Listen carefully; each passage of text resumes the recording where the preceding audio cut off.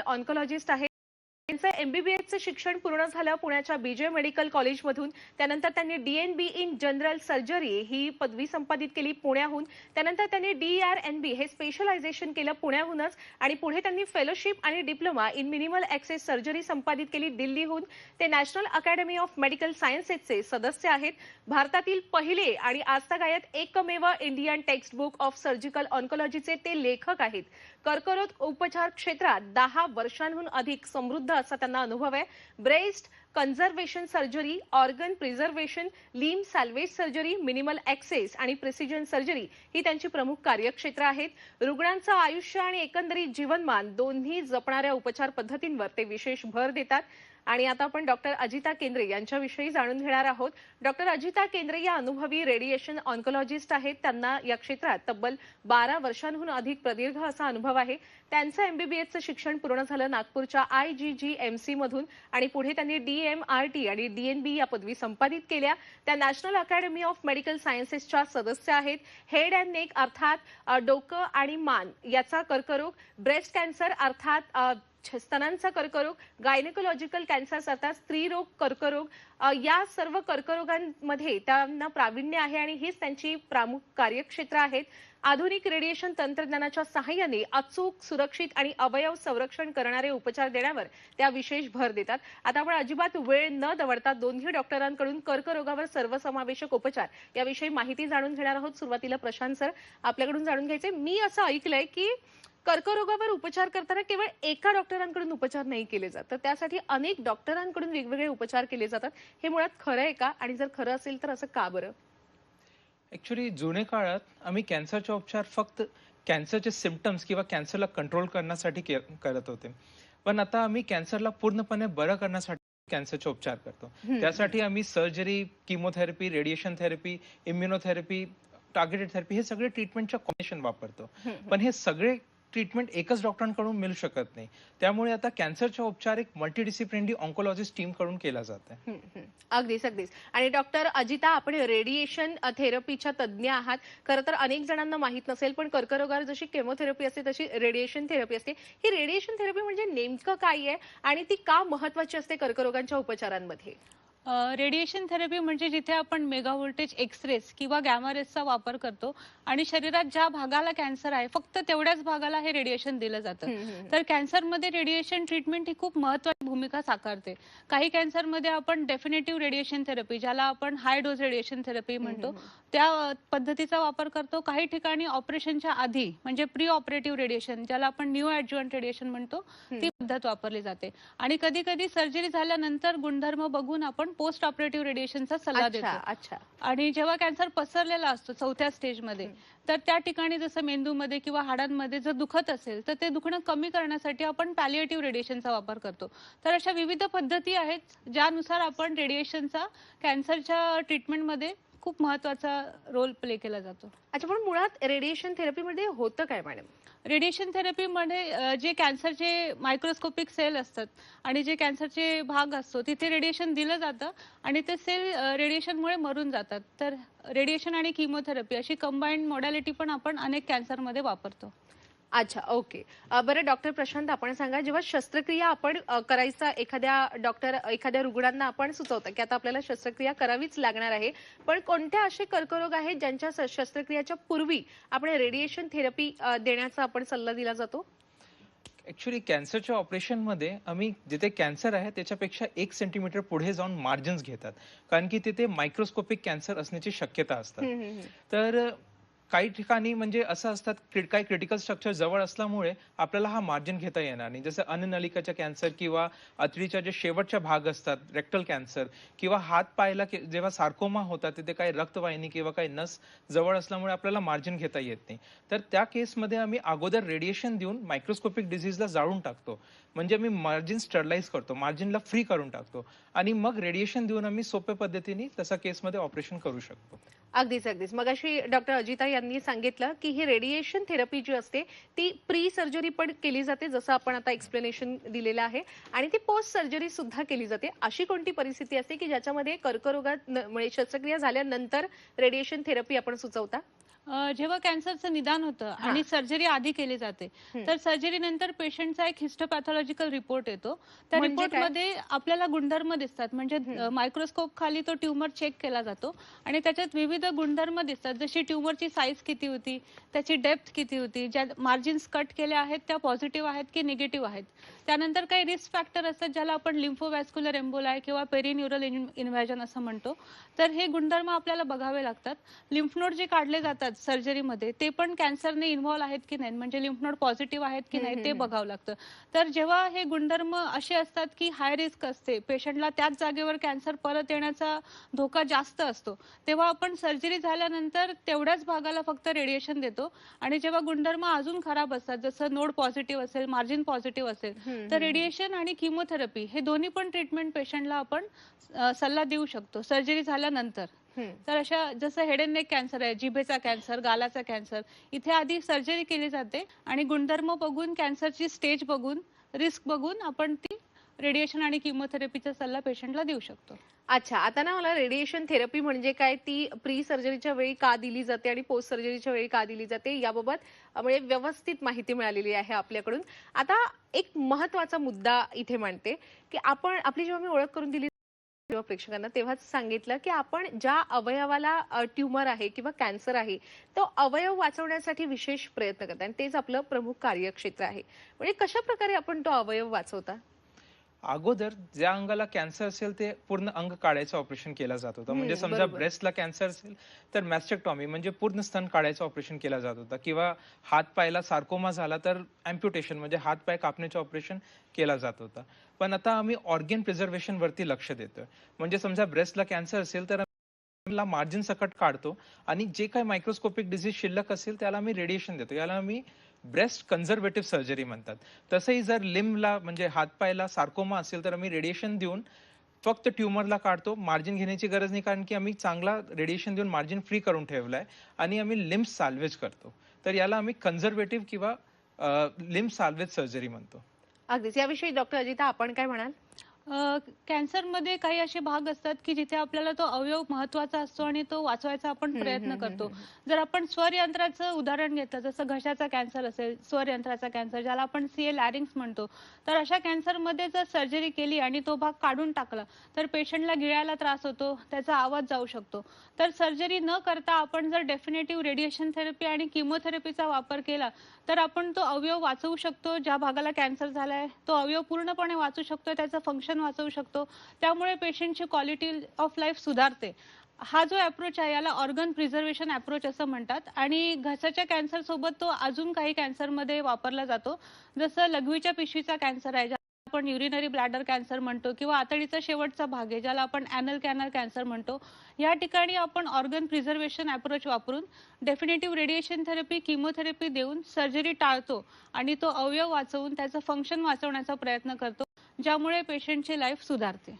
अगदीच, अगदीच. आता डॉक्टर प्रशांत यांनीच मगाशी सांगितलं, की पूर्वी कसं व्हायचं, ज्या अवयवाला कॅन्सर जडलेला आहे तो पूर्ण अवयव काढला जायचा आणि आता आपण तो अवयव वाचवतो, वाचवायचा. हे आपण दोघांनीही सांगितलं. हो.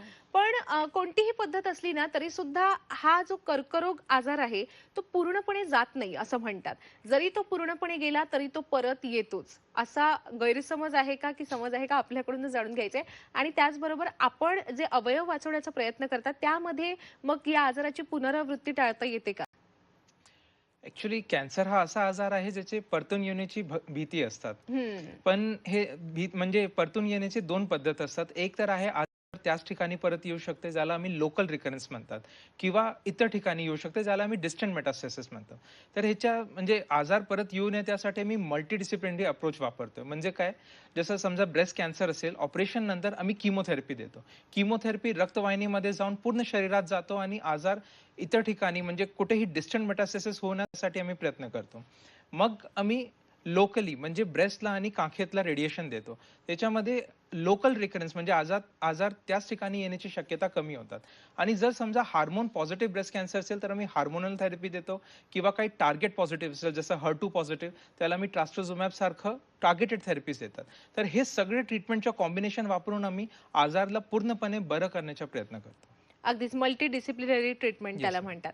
आता डॉक्टर अजिता याविषयीच आपल्याला मला प्रश्न विचारायचा आहे, की ऑन्कोलॉजीमध्ये टीम बेस्ड उपचार जे दिले जातात, त्यांची कशी मदत मिळते कॅन्सरचं पुनरावृत्ती टाळण्यासाठी? जेव्हा कॅन्सरचं निदान होतं आणि रुग्ण पहिल्यांदा येतो, त्यावेळेस ऑन्कॉलॉजिस्टची एक संपूर्ण टीम असते, ज्याच्यात surgical oncologist, medical oncologist, radiation oncologist, nuclear medicine physician, oncopathologist हे सगळे मिळून एका ट्यूमर बोर्ड मीटिंगमध्ये पेशंटसाठी योग्य उपचार पद्धती काय आहे, त्यावर निर्णय घेतात. आणि जेव्हा पेशंटची ट्रीटमेंट सुरू होते, तेव्हा तर हे सगळे ऑन्कॉलॉजिस्टची टीम आहेच.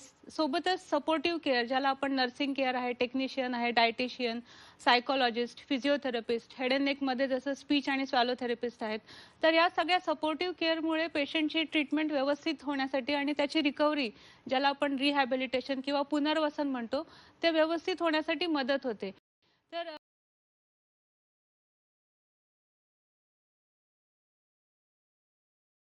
तर ऑन्को प्लस या नावाने आदित्य बिर्लामध्ये आम्ही याला नाव दिलेलं आहे, ज्याच्यामध्ये प्लस म्हणजे ऑन्कॉलॉजीची संपूर्ण टीम हं, आणि हं, हं, प्लस हं. म्हणजे सपोर्टिव्ह केअर जी पण पेशंटला लागते ती आपल्याकडे अवेलेबल आहे.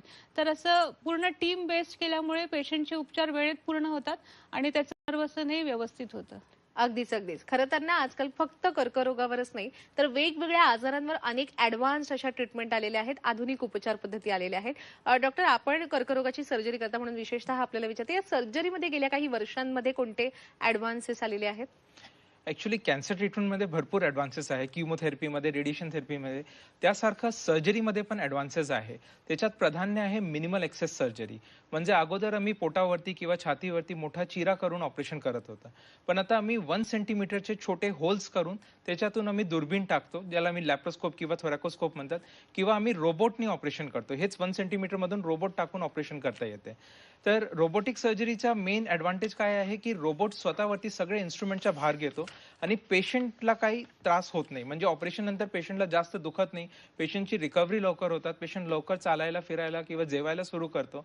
पेशंट लवकर घरी जातो आणि जे काही पुढच्या ट्रीटमेंट असणार म्हणजे ॲड्ज्युव्हंट किमोथेरपी किंवा रेडिएशन थेरपी ते लवकर सुरू होतात.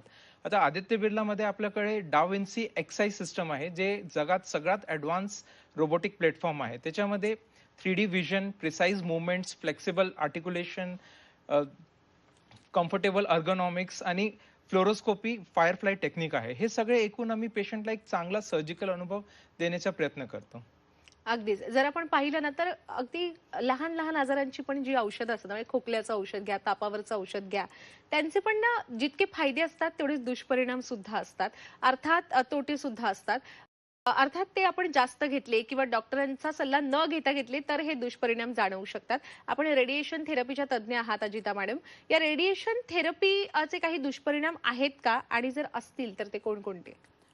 रेडिएशन थेरपी ही एक लोकल थेरपी आहे. म्हणजे ज्या भागाला कॅन्सर आहे फक्त तेवढ्याच भागाला आपण रेडिएशन देतो. तर आपण उदाहरण घेतलं की डाव्या बाजूला स्तनाला कॅन्सर आहे. तिथे आधी सर्जरी करतो. सर्जरीनंतर स्टेजनुसार किमोथेरपी देतो आणि मग पेशंट रेडिएशनला येतो. तर डाव्या बाजूला स्तनाला जेव्हा आपण रेडिएशन देतो, आपला टार्गेट व्हॉल्यूम जिथे आपल्याला रेडिएशन पोहोचवायचं आहे, तो आहे डाव्या बाजूचा स्तन आणि लिम्फ नोड एरिया. तर डाव्या बाजूच्या स्तनाच्या खाली लागूनच फुफ्फुस येतं आणि आपलं हृदय येतं. तर आपल्याला ह्या अवयवांना वाचवायचं असतं आणि जो आपला टार्गेट व्हॉल्यूम आहे तिथेच फक्त रेडिएशन पोहोचवायचं असतं. यासाठी आदित्य बिर्लामध्ये आपल्याकडे ॲडव्हान्स टेक्नॉलॉजीज अवेलेबल आहेत, ज्याला आपण IMRT, IGRT, VMAT, active breathing control या सगळ्या टेक्निकमुळे काय होतं, की आपल्याला ज्या ठिकाणी रेडिएशन पोहोचवायचं आहे कॅन्सरला, त्या ठिकाणी व्यवस्थितपणे रेडिएशन पोहोचतं. कॅन्सर पूर्णपणे बरा व्हायला मदत होते आणि कॅन्सरच्या आजूबाजूला जे नॉर्मल अवयव असतात, ज्याला आपण नॉर्मल स्ट्रक्चर किंवा नॉर्मल ऑर्गन म्हणतो, त्याला कमीत कमी रेडिएशन जातं. त्यामुळे रेडिएशनचे जे अॅक्यूट आणि लेट साइड इफेक्ट असतात ते कमी होतात. तर अशा या ॲडव्हान्स टेक्नॉलॉजीमुळे आपण रेडिएशनचे दुष्परिणाम खूप कमी करू शकतो. अच्छा, चांगलं आहे. बरं डॉक्टर, खरं तर म्हणजे जेव्हा आपण डॉक्टरांकडे जातो सुरुवातीला आणि जेव्हा डॉक्टर सांगतात, की तुम्हाला म्हणजे असं डॉक्टर मला नाही वाटत, की स्वतः त्या रुग्णाला सांगत असावेत. सांगतात नसतील सांगत. त्यांच्या नातेवाईकांना सांगत असतील ना, येस की मॅम. रुग्णाला कर्करोग आहे. नाहीतर त्यांना भावनिक धक्का बसू शकतो. पण जेव्हा उपचार सुरू होतात, तेव्हा असं नाही होत, की आज मी डॉक्टरांकडे गेले उपचार घ्यायला आणि मी ठणठणीत बरी होऊन घरी आले. तर कर्करोगावरील उपचार म्हणजे हा अनेक वर्षांचा किंवा काही वर्षांचा हा एक प्रवास असतो. पण तुम्हाला प्रामुख्याने मला शस्त्रक्रियेविषयी विचारायचंय, की जेव्हा शस्त्रक्रिया पार पडते कर्करोगावर, तेव्हा साधारण किती महिने किंवा किती दिवस रुग्णालयात राहावं लागतं? ऍक्च्युली कॅन्सरचे ऑपरेशन हे मोठे ऑपरेशन असतात, गुंतागुंतीची शस्त्रक्रिया असतात, तर पेशंटला थोडे दिवस हॉस्पिटलमध्ये राहण्याची गरज असतात. पण हे पण मिनिमल एक्सेस सर्जरीमुळे आता कमी झालेलं, म्हणजे अगोदर ऑपरेशन नंतर पेशंटला 7 ते 10 दिवस हॉस्पिटल स्टे असतात, पण आता हे 3 ते 4 दिवस मध्ये आपल्याला पेशंटला घरी पाठवता येते. आमचे एम हे असतात, एकदा पेशंटला जेवण सुरू झाला, आयव्ही फ्लुइड्सची गरज नाहीये, सलाईनची गरज नाही, इंजेक्शनची गरज नाहीये, तर मी पेशंटला लवकरात लवकर डिस्चार्ज करून टाकतो. आणि ह्याच्यामध्ये काही ऑपरेशन असे असतात, जसं समजा स्तनाचं ऑपरेशन असेल किंवा तोंडाचे कॅन्सरचे ऑपरेशन असेल, तर 6 तासानंतर पेशंटला जेवण सुरू होतात. तसं केसमध्ये आम्ही डे केअर वरती सर्जरी करतो, म्हणजे सकाळी ऑपरेशन झालं, संध्याकाळपर्यंत किंवा दुसऱ्या दिवशी पेशंट घरी जातो. तर आमचे एम असतात की पेशंटच्या हॉस्पिटल स्टे कमीत कमी असला पाहिजे आणि patient should be with their family, म्हणजे त्यांचे नातेवाईकांसोबत पेशंटनी असला पाहिजे. अगदीच अगदीच. हाच प्रश्न अजिता मॅडमसाठी की रेडिएशन थेरपीसाठी किती दिवस रुग्णाला हॉस्पिटलमध्ये राहावं लागतं? रेडिएशन थेरपी आपण जसं बघितलं की मशीनमधून एक्सरेज किंवा गॅमा रेज वापरतात आणि जिथे कॅन्सर आहे तेवढ्या भागाला ते दिले जातात. तर ही ओपीडी बेसिसवरची प्रोसिजर आहे. यासाठी रुग्णाला ऍडमिट होण्याची गरज नसते. ही ट्रीटमेंट 10 ते 15 मिनिटाची असते. त्यासाठी पेशंटला रोज रेडिएशन सेंटरमध्ये येऊन ती ट्रीटमेंट घेऊन तो लगेच घरी जाऊ शकतो. आणि जे नंबर ऑफ रेडिएशन आहेत, म्हणजे जसं 5, 10 किंवा 15, हे कॅन्सर कुठल्या भागाला आहे आणि त्याची स्टेज काय आहे. जसं हेड अँड नेक कॅन्सरमध्ये 30 ते 35 रेडिएशन लागतात, स्तनाच्या कॅन्सरमध्ये 15 ते 20 रेडिएशन लागतात आणि जेव्हा आपण दुखणं कमी करण्यासाठी रेडिएशन देतो ते 5 ते 10 रेडिएशन असतात. तर जे सेशन असतात ते आजारानुसार ठरवले जातात आणि जी ट्रीटमेंटची टाइम आहे ती 10 ते 15 मिनिटं मॅक्झिमम पेशंटला रेडिएशन मशीनवर झोपायचं असतं. ही पेनलेस प्रोसिजर आहे. पेशंटला दुखत नाही, काही गरम चटका वगैरे काहीही बसत नाही. मशीन फक्त पेशंट भोवती फिरते आणि ज्या भागाला कॅन्सर आहे फक्त तेवढ्या फोकल एरियालाच रेडिएशन दिलं जातं आणि 15 मिनिटांनी पेशंट उठून स्वतः चालत घरी जाऊ शकतो. तरी ओपीडी बेसिसची प्रोसिजर आहे, याला ऍडमिशनची गरज नसते. अच्छा, खरं तर कर्करोगावरील सर्वसमावेशक उपचार या विषयावर आज आपण दोन्ही डॉक्टरांनी सखोल मार्गदर्शन केलेलंच आहे. पण मला खात्री आहे की आपल्या प्रेक्षकांमधून अनेक प्रश्न आपल्याला येऊ शकतात, कारण आपण संपर्क क्रमांक दिलेला आहे आपल्या स्क्रीनवर. त्यांच्या मनात अनेक शंका असतील आणि ते नक्कीच आपल्याशी संपर्क साधू शकतात. आपण दोन्ही तज्ज्ञ आदित्य बिर्ला मेमोरियल हॉस्पिटलमध्ये रुग्णसेवा देता. हे हॉस्पिटल कसं सुसज्ज आहे सुविधांनी? आपल्याकडे ऍक्च्युली कॅन्सर ट्रीटमेंटसाठी सगळे सिस्टम, सगळे मशीन्स आहे. ऑपरेशनसाठी आम्ही ऑपरेशनसाठी आम्ही रोबोटिक प्लॅटफॉर्म वापरतो आणि कॅन्सरच्या डायग्नोसिससाठी आपल्याकडे एक सुसज्ज पॅथॉलॉजी लॅब आहे, पेट स्कॅन आहे, सीटी, MRI आहे. आणि रेडिएशनच्या बाबत मॅडम सांगतील. रेडिएशनच्या आपल्याकडे ऍडव्हान्स टेक्नॉलॉजीच्या मशीन 2 आहेत. लिनियर ऍक्सेलरेटर असं त्याला म्हणतात. तर आपल्याकडे इलेक्टा व्हर्सा HD आणि इलेक्टा सिनर्जी या 2 रेडिएशनच्या मशीन आहे आणि त्यासोबतच पुण्यात खूप कमी ठिकाणी ज्याला ब्रॅकिथेरपी असं म्हणतात ती मशीन सुद्धा आदित्य बिर्लामध्ये अवेलेबल आहे. म्हणजे जे गायनेकोलॉजिकल कॅन्सर असतात, गर्भाशयाचा कॅन्सर, तिथे आपल्याला एक्सटर्नल बीम रेडिएशन संपल्यानंतर ब्रॅकिथेरपी द्यावी लागते. तर ही ब्रॅकिथेरपीची मशीन सुद्धा आदित्य बिर्लामध्ये अवेलेबल आहे. आणि ऑन्को प्लस म्हणजे ऑन्कोलॉजीची वेगळी एक बिल्डिंग असून सपोर्टिव्ह केअरसाठी जे सगळ्या सुविधा लागतात, जसं मेडिसिन किंवा ICU support, psychological support, physiotherapy department, सगळं आपल्या हॉस्पिटलमध्ये अवेलेबल आहे. अच्छा, आता आलेलो आहोत आपण या कार्यक्रमाच्या समारोपाकडे. जाता जाता एक टेक होम मेसेज काय द्याल आपल्या सर्व प्रेक्षकांना? माझा असा मेसेज असेल की लवकर निदान, जागरूकता आणि सकारात्मक दृष्टिकोन यामुळे कॅन्सरवर आपण पूर्णपणे मात करू शकतो. अगदी, आणि त्यासाठी वेळेत उपचार मिळणं आवश्यक आहे आणि डॉक्टरांकडे जाणं आवश्यक आहे. डॉक्टर, आपण काय सांगाल? मी सांगणार, कॅन्सरशी घाबरू नका, कॅन्सरला लपू नका, पुढे या, कॅन्सरशी लढा. आणि तुमची ही लढाईमध्ये आदित्य बिर्ला मेमोरियल हॉस्पिटलचे ऑन्को प्लस टीमला सहभागी होऊ द्या. अगदीच अगदीच. खूप खूप आभार दोन्ही डॉक्टरांचे. आपण या ठिकाणी उपस्थित राहिलात.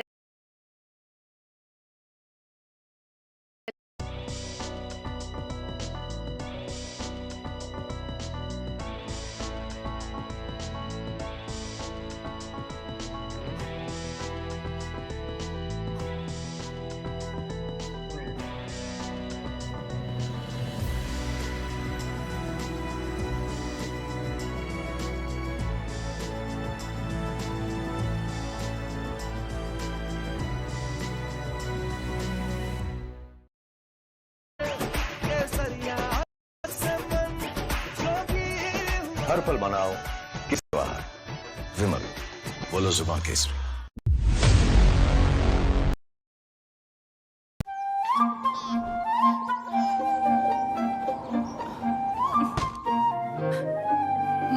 Baby's first winter, no?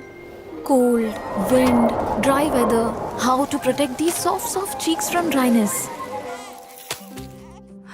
We won't let that happen. These chubby cheeks will remain soft. For first winter, doctor recommended Himalaya Gentle